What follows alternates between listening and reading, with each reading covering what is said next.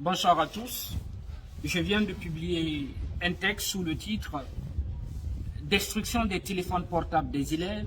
Les autorités éducatives en avaient-elles le droit ?»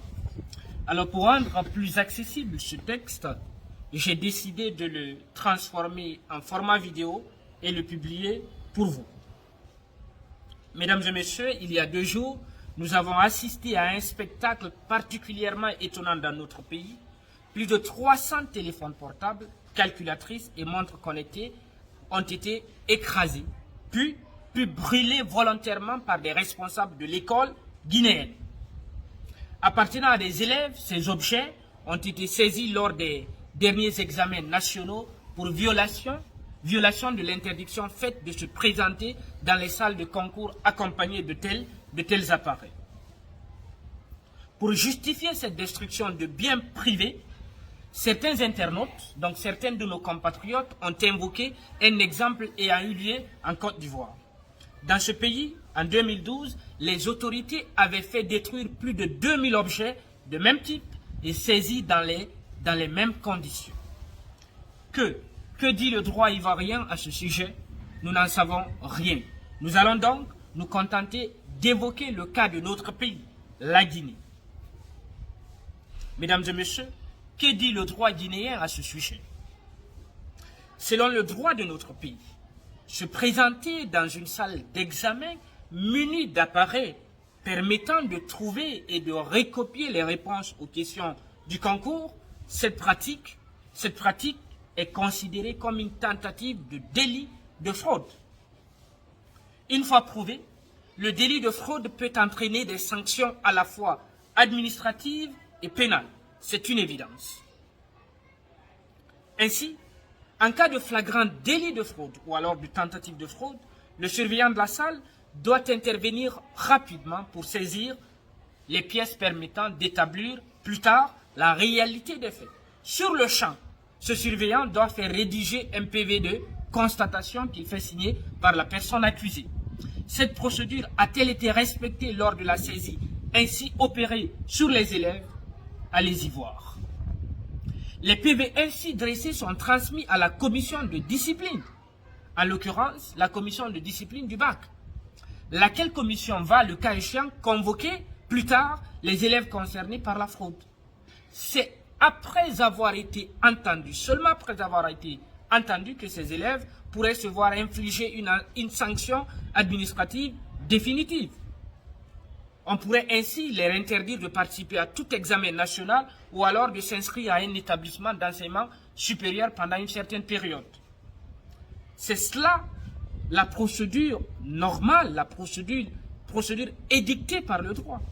Par ailleurs, la fraude aux examens étant qualifiée de délit par le code pénal, toute fraude ou tentative de fraude peut faire objet de poursuites judiciaires. De telles poursuites pourraient donner lieu, bien entendu, à des sanctions d'ordre pénal. Des amendes ou alors des peines d'emprisonnement sont prononcées. Il peut s'agir aussi de la confiscation définitive des biens ayant servi à la commission de l'infraction. Les téléphones portables en l'occurrence. Mais qui doit opérer de telles poursuites dans le système de notre pays? Les responsables de l'éducation ou alors le procureur de la République? La réponse est connue, nous le savons. Il s'agit bien entendu du procureur de la République qui est la seule autorité habilitée.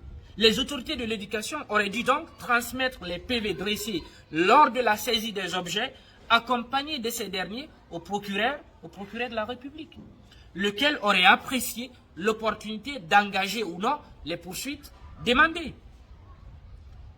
Voilà ce qui aurait dû se passer dans cette affaire, chers compatriotes. Alors, qui doit assurer la garde des objets saisis lors de la constatation d'un délit? L'autre question qui se pose, chers amis, dans cette affaire est la suivante. Les responsables de l'éducation de notre pays avaient-ils le droit de garder à leur niveau les téléphones et calculatrices saisis lors des examens nationaux? La réponse là aussi est bien sûr non. Nous l'avons vu, la fraude ou la tentative de fraude aux examens, cela est un délit puni par le code pénal. Or, le code de procédure pénale guinéen est clair là-dessus. Tous les objets saisis lors d'une procédure pénale doivent être confiés à l'établissement public national dédié. Il s'agit de l'Agence nationale de gestion et de recouvrement des avoirs saisis. C'est un organisme public national placé sous la co-tutelle du ministère de la Justice et du ministère du Budget. Chers compatriotes, nous le voyons donc, ces téléphones portables ainsi détruits n'auraient pas dû être gardés par les autorités éducatives. Elles auraient plutôt dû les mettre à la disposition de l'organisme dont nous venons de parler, ou du moins à la disposition du ministère de la Justice ou du ministère du Budget. Le seul fait d'avoir gardé ces objets au niveau de l'éducation constitue à lui seul un manquement aux exigences de l'état de droit. Qu'en est-il donc de la destruction opérée sur les téléphones? En matière pénale, chers compatriotes, une constante demeure. Le plus souvent, l'autorité apparente des faits, les élèves dans cette affaire, n'est jamais seule. Il pourrait exister plusieurs co-auteurs dont l'identité ne peut être connue qu'en exploitant judicieusement le contenu des objets ainsi saisis. Dans cette affaire, cela peut s'agir de responsables administratifs qui se seraient organisés en réseau avec les candidats pour orchestrer la fraude. Seule une exploitation par la justice des téléphones portables aurait permis d'établir de tels faits. Les objets ayant été détruits aujourd'hui, une telle démarche est presque impossible.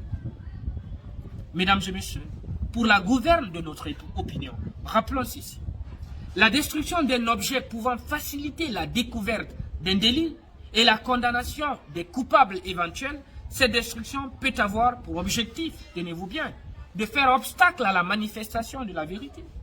Ce qui constitue bien entendu une infraction pénale, donc punie par des peines d'emprisonnement. Alors se pose la question de savoir que visait cette opération de destruction des téléphones des élèves. Empêcher les élèves de se voir restituer les objets? On aurait tout simplement pu les formater, et les aliéner pour verser le produit de vente au compte du trésor public. Ou alors, l'objectif serait-il de faire obstacle à la manifestation de la vérité? En tout cas, la question mérite d'être posée, chers compatriotes. Car, à qui profite cette incinération des appareils? À la Guinée? Non. Le trésor public n'a rien empoché. Aux élèves? Là aussi, non. Que peuvent faire les élèves alors dont les objets ont été ainsi détruits? En violation, bien sûr, des textes de loi. Sur le fondement du code pénal, les élèves dont les téléphones ont été incinérés peuvent attaquer les auteurs en justice pour destruction volontaire de biens d'autrui. Il s'agit d'un délit puni d'une peine d'emprisonnement et d'amende. Ils pourraient ainsi, ces élèves, se voir rétablis dans leurs droits par la justice de notre pays. Car c'est ça aussi l'état du droit. Par ailleurs, mesdames et messieurs, le procureur de la République pourrait engager des poursuites contre les auteurs de cette incinération pour destruction de preuves en vue de faire obstacle à la manifestation de la vérité. Car si ces objets ont été saisis, c'est que l'on est convaincu qu'il y a eu fraude, ou alors tentative de fraude, donc une infraction à la loi pénale.